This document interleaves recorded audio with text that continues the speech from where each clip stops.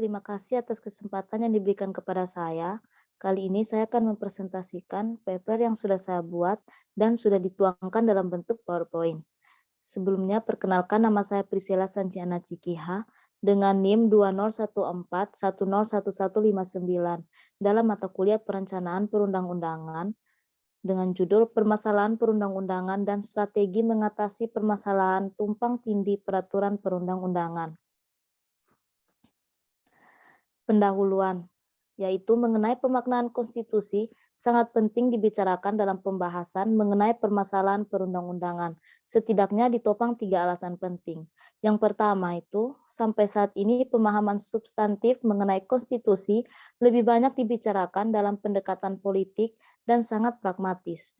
Orientasi pembicaraan tidak lebih dari akomodasi kebutuhan jangka pendek, member legitimasi dalam pembentukan peraturan di bawahnya. Yang kedua, permasalahan berlanjut dalam pembuatan undang-undang, sebab terdapat keinginan yang kuat bahwa semua hal wajib diatur oleh undang-undang, sehingga tidak memfungsikan peraturan lain yang sesungguhnya lebih mudah, cepat, dan efisien dikerjakan. Yang ketiga, pemahaman terhadap konstitusi seperti ini pada akhirnya memunculkan lahirnya peraturan-peraturan yang lebih berdimensi normatif, positivistik, kering, dan kaku. Pada level yang lebih operasional dalam teknis pembuatan peraturan perundang-undangan, kemudian mendorong lahirnya berbagai bentuk peraturan yang justru bertentangan bahkan memporak-porandakan substansi konstitusi. Selain benturan, tumpang tindih dengan berbagai peraturan. Lahirnya lembaga-lembaga baru, perubahan sistem pelaksanaan demokrasi, dan kedaulatan rakyat pasca teks asli konstitusi membuat para legislator Parlemen gamang dalam menentukan bagian-bagian mana yang seharusnya tidak perlu diatur normanya dalam konstitusi. Belum lagi kerancauan dalam kedudukan tata urutan peraturan yang berubah-ubah tidak jelas mulai dari TAP MPR nomor 20 garing MPRS garing 1966, TAP MPR nomor 3 garing MPR garing 2000, Undang-Undang nomor 10 tahun 2004 sampai Undang-Undang nomor 12 tahun 2011 tidak memperjelas hakikat dan kedudukan konstitusi kita.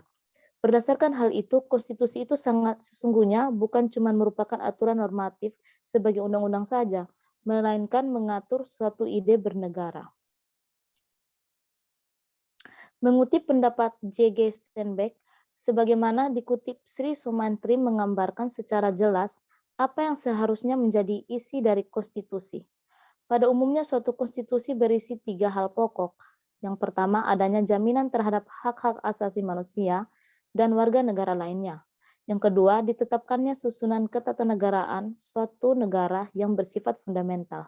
Dan yang ketiga, adanya pembagian dan pembatasan tugas ketatanegaraan yang juga bersifat fundamental. Nah, permasalahan seputar perundang-undangan kita saat ini lebih disebabkan beberapa hal sebagai berikut. Yang pertama itu bergesernya kedaulatan rakyat menjadi sekadar kedaulatan hukum. Secara substantif, telah dipahami bahwa kedaulatan rakyat dalam pembukaan Undang-Undang Dasar 1945 adalah kedaulatan rakyat berdasarkan Pancasila. Arti harfiahnya adalah bahwa batasan kedaulatan rakyat dalam Undang-Undang Dasar 1945 adalah batasan sosio-filosofis, tidak semata-mata pembatasan hukum normatif. Sehingga norma dasar bernegara adalah kedaulatan rakyat berdasarkan Pancasila. Yang kedua, hierarki peraturan dalam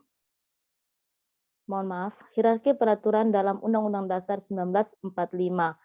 Tata urutan peraturan yang pernah berlaku di Indonesia masing-masing berbeda, mulai dari TAP MPRS nomor 20 garing MPRS garing 1966, TAP MPR nomor 3 garing MPR garing 2000, Undang-Undang nomor 10 tahun 2004, terakhir dengan Undang-Undang nomor 12 tahun 2011, sama sekali tidak memberi kejernihan untuk menegaskan kembali pemahaman yang benar terhadap tata urutan peraturan di Indonesia. Belum lagi banyaknya produk hukum yang dimasukkan dalam tata urutan peraturan yang sebenarnya tidak dikenal oleh Undang-Undang Dasar 1945. Kekacauan seperti ini terutama disebabkan adanya keinginan untuk memperkuat lembaga-lembaga negara dengan segala produk hukumnya, sehingga tata urutan peraturan menjadi segala-galanya, sebab dianggap sesuatu yang tidak ada dalam tata urutan peraturan menjadi tidak memiliki legitimasi hukum.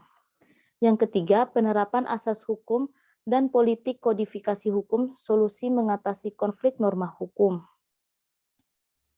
Dalam kondisi sebagaimana diutarakan dalam dua masalah pokok di atas pada level selanjutnya tidak bisa dihindari terjadinya konflik atau benturan antara norma hukum di bawah Undang-Undang Dasar atau konstitusi kita. Sesungguhnya hal ini tidak perlu terjadi apabila politik perundang-undangan ataupun politik hukum kita dijalankan secara tertib. Adanya jalan keluar dari permasalahan adanya benturan norma hukum atau tumpang tindihnya peraturan dapat ditempuh setidaknya dua cara. Yang pertama, menerapkan asas hukum secara tegas dan konsisten.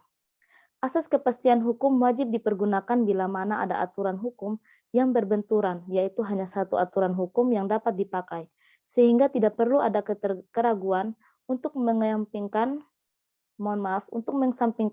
salah satu aturan yang berbentur dimaksud.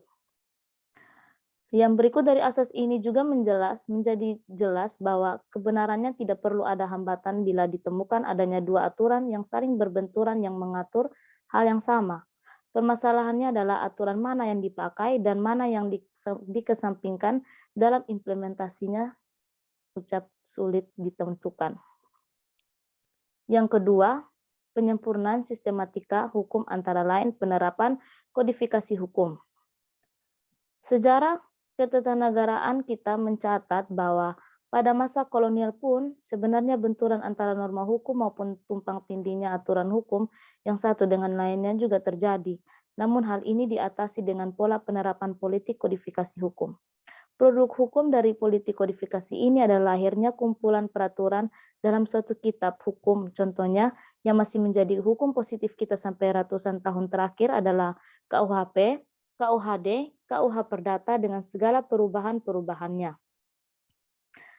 Jadi, kesimpulan yang dapat saya ambil yaitu pada umumnya suatu konstitusi berisi 3 hal pokok. Yang pertama itu adanya jaminan terhadap hak-hak asasi manusia dan warga negara lainnya. Yang kedua, ditetapkan susunan ketatanegaraan suatu negara yang bersifat fundamental. Yang ketiga, adanya pembagian dan pembatasan tugas ketatanegaraan yang juga bersifat fundamental. Dan berangkat dari hal di atas, maka permasalahan seputar perundang-undangan kita saat ini lebih disebabkan beberapa hal. Yang pertama itu bergesernya kedaulatan rakyat menjadi sekadar kedaulatan hukum. Yang kedua, hierarki peraturan dalam Undang-Undang Dasar 1945. Dan yang terakhir, penerapan asas hukum dan politik kodifikasi hukum, solusi mengatasi konflik norma hukum.